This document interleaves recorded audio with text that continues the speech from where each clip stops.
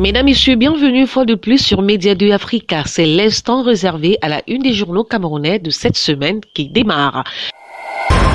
Inondation dans la capitale économique camerounaise, on en reparle. Douala, dans l'eau, le drame de Douala, la douche froide sont entre autres les titres qui ont barré les unes de certains journaux du terroir. Et les mots n'étaient pas sans doute assez forts pour exprimer le déluge qu'a connu certaines zones doualaises nécessitant la mobilisation générale depuis le gouverneur, le maire de la ville jusqu'aux riverains. Un drame qui a fait naître une chaîne de solidarité venant de partout. Le ministre de l'administration territoriale, Paula Tangandji, a effectué dans ce cadre une descente dans les zones sinistrées en vue d'assister les victimes et d'évaluer les dégâts.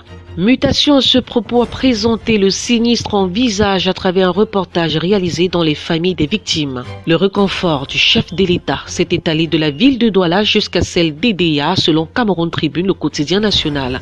Une assistance constituée du matériel de couchage et de denrées alimentaires. Et pendant ce temps, d'après Tribune d'Afrique, les populations du Mayo d'Anaï étaient abandonnées à elles-mêmes. Cette localité a aussi connu cette semaine les frasques des inondations selon cet hebdomadaire panafricain d'information. À présent, parlons de l'affaire Amogo Belinga, le patron de presse au centre des réseaux sociaux depuis plus de 2 semaines au Cameroun.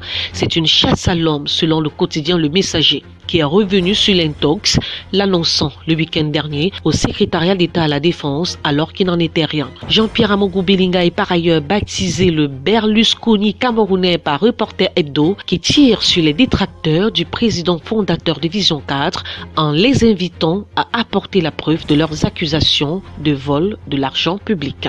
Flèche d'Afrique invite aussi à sa une publique à ne pas oublier ce que Amogo Belinga a fait de bien au milieu de toutes les cabales dont il est victime aujourd'hui. Le journal L'Essentiel, quant à lui, va plus loin en accusant le patron de presse Amogo Belinga d'autodéstabilisation. Selon le journal, Amogo Belinga s'est lui-même détruit à travers des paroles incendiaires, menaçantes, insultantes, voire suicidaires, entre autres. Cependant, la nation d'Afrique pense que le groupe L'Anecdote a fermé ses portes pour mieux restructurer l'avenir. Au chapitre politique, parlons de discipline dans les partis politiques. C'est le temps du recadrage selon le quotidien national Cameroun Tribune, qui a indiqué cette semaine que le RDPC, le SDF, l'UNDP et bien d'autres ont engagé des procédures pour prononcer des sanctions contre les militants qui ont violé les consignes de leur parti politique au lendemain des élections législatives et municipales du 9 février dernier. Plus de 90 dossiers en instance dans le RDPC. Un chiffre qui a sans doute poussé le journal Repère à publier que c'est le temps des règlements de compte.